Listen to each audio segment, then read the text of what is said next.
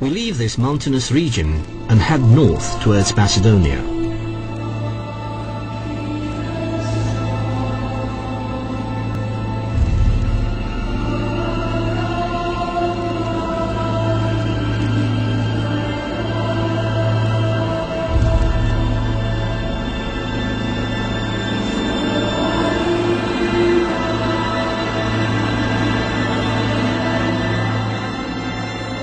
On our way, we discover a small church dedicated to Saint Paraskeva, Small Paraskeva to be more exact, as it is known locally. The history of the place is terrible. Saint Paraskeva was a well-educated young lady from a noble family who decided to devote her life to Jesus Christ. A local Turkish leader fell in love with her and did not accept her decision, dashing into the monastery and trying to force her come with him. The Turk said he loved her dearly and couldn't live without seeing her eyes daily.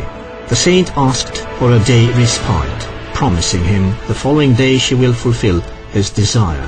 For holiness and using the divine power, she pulled out her own eyes willingly and sent them to the Turk with the following message: "Here, now you have what you wanted. I belong to my Lord, Jesus Christ." Awful history. Cruel suffering for this saint who devoted her life to faith.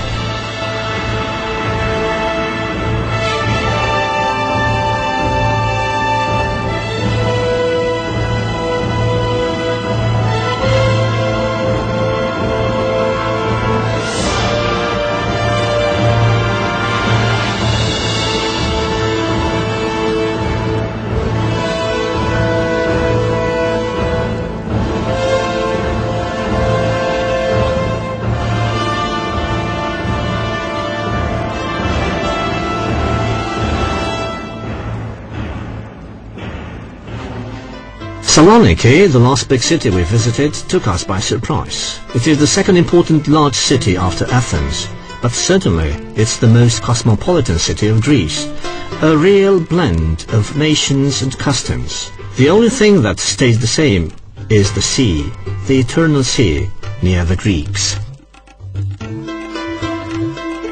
Its name comes from Alexander the Great's sister, whose name was Thessaloniki, and her imperial brother wanted to set up the city in her honor. It is an apostolic city due to the first church set here by the Apostle Paul in 50 AD. The city had a troubled history, being quite often attacked by the Catalan pirates, Slav, Bulgarian and Cuman tribes, who permanently organized plunder expeditions in the area.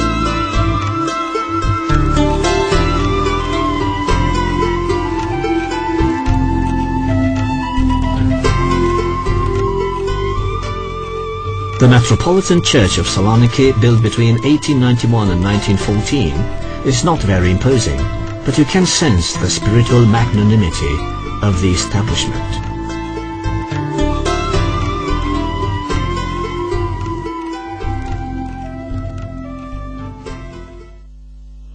We must take into account, linked with the fact that Saloniki was among the last cities liberated from the Turkish occupation, the part played by this building in organizing the revolution. An underground tunnel led from under the altar to the consulate building nearby, where the leaders of the revolution organized their meetings. This tunnel was discovered by chance after the 1978 earthquake.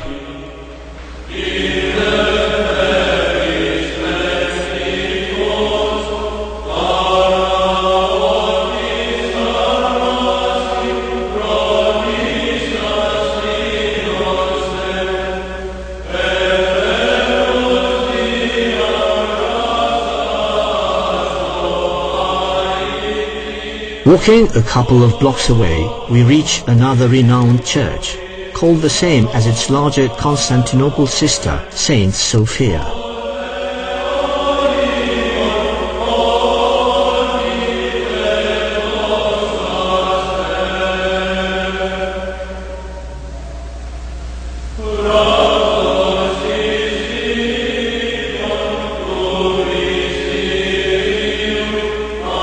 The interior mosaics, those which have remained, are genuine Byzantine mosaics from the 9th century. Inside the church we find the relics of Saint Basil the New, a spiritual father who lived in Saloniki in the 10th century. A sight that stirred our attention was the well-known road via Ignatia, which was the main commercial road that crossed the Balkans, linking Constantinople to the peninsula. It started in the port of Brindisi, crossed the sea at Durrës, then went to the Ohrid, Edessa, Saloniki, Philippi, Kypseli up to Constantinople. Coming back to Saloniki, one of the most impressive proofs of its bloody past is the White Tower. This is in fact what remained from the Venetian walls of the 13th century, which defended the harbour. During the Turkish occupation it was a frightening prison. The name of White Tower comes from the fact that it was at a certain time whitewashed in order to hide the blood stains of the executions. It was an attempt to forget the dreadful deeds, and the tower changed both its name and colour.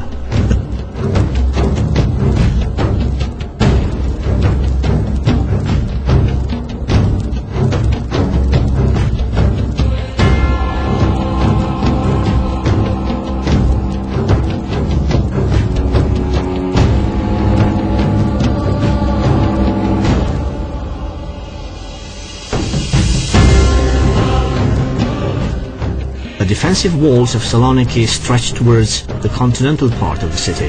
Though quite well preserved, some parts even renovated, they are but a pale replica of the imperial walls of Constantinople.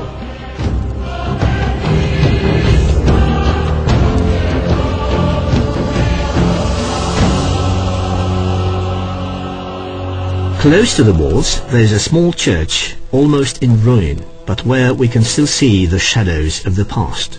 For instance, these stones once made an olive oil press, where the monks ensured their necessary oil. The walls of the church bear the marks of the barbaric intervention of the Muslims, a habit we met too often, saints with their eyes pulled out. These are deeds that overburden us with sadness, even after so many years, for their tragic significance, and makes us wonder, how was it possible to happen? Saint Demetrius' church, after the great martyr, was built on the very tomb of the saint.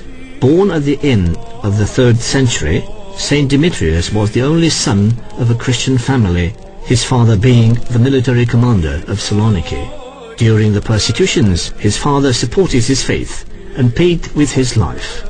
Demetrius himself was executed on October the 26th, refusing to abandon his faith. His faithful servant hid his body and buried it in the Christian tradition, in the place where now there is a small altar inside the church.